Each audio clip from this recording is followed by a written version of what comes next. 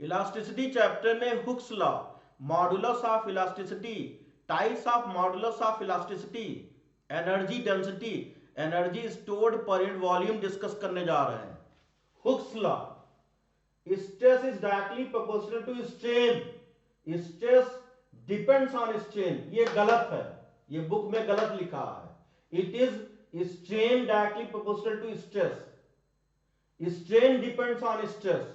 पहले स्ट्रेस होता है, किसी वायर को स्ट्रेच करने के लिए एक्सटर्नल फोर्स लगाते हैं, उसके बाद वो स्ट्रेच होगा। It is true for elastic limit only, stress upon strain equal to constant. Stress और स्ट्रेन का जो ग्राफ मिलता है उसमें जो उसका स्लोप है वो मॉडुलस ऑफ इलास्टिसिटी होता है। Stress upon strain equal to modulus of elasticity.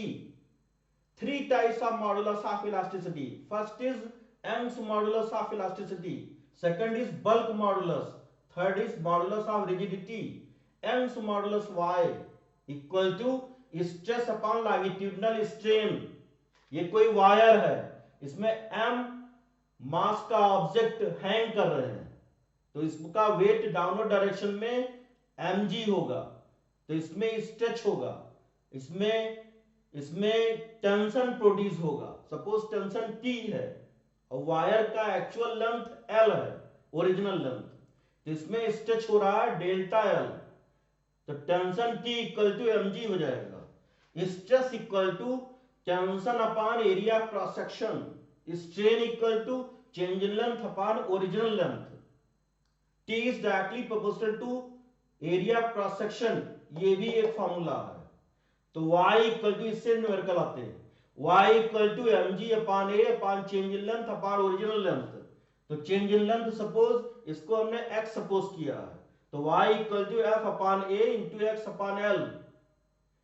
इसमें एनर्जी डेंसिटी फाइंड करना है, इसको स्ट्रेच करने में जो वर्क करते हैं, जो एज ए पोटेंशियल एनर्जी इसमें स्टोर रहता है, तो potential energy per unit volume find करना है। इसके लिए this convert wire into spring, तो ये स्प्रिंग में कन्वर्ट करते हैं, तो इसमें force F equal to Y A upon L into X. इसको कंपेयर करेंगे, स्प्रिंग में force F is directly proportional to x elongation, तो F इक्वल टू kx, ये दोनों एक दूसरे के अपोजिट होते हैं, तो k इसमें कंपेयर करेंगे, ये स्प्रिंग के लिए है, ये इसके लिए, तो कंपेयर करेंगे तो k force constant equal to spring constant equal to Y A upon L हो जाएगा। Y Young's modulus, area cross section, L actual length original length. Potential energy of spring U equal to half k x square, तो half Y A upon L into x square, इसको L से ऊपर नीचे multiply कर देंगे, तो ये हो जाएगा half Y A L into x square by L square.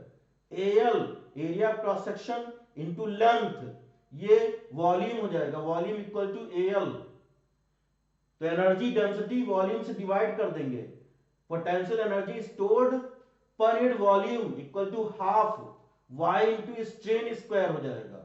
Change in length upon original length, ये स्ट्रेन होता है, तो x अपॉन l ये स्ट्रेन हो जाएगा। अब इसको y into strain equal to stress होता है, तो energy density U equal to half y into strain into stress into strain, तो ये energy density equal to half stress into strain हो जाएगा।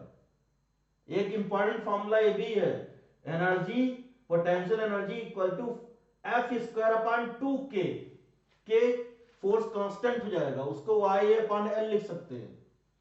अब modulus of elasticity most important, इसमें point, इससे रिलेटेड भी न्यूमेरिकल आते हैं।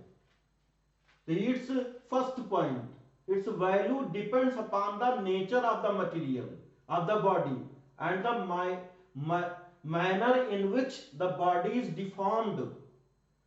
Second point, its value depends upon the temperature of the body. Third point, its value is independent of dimensions, length, volume of the body. ये length volume इस पर depend नहीं करता है, यंग्स मॉडुलस। अब next bulk modulus. bulk modulus B equal to stress upon volumetric strain, modulus of rigidity equal to tangential stress upon shearing strain. तो bulk modulus compressibility equal to 1 upon bulk modulus. Thank you.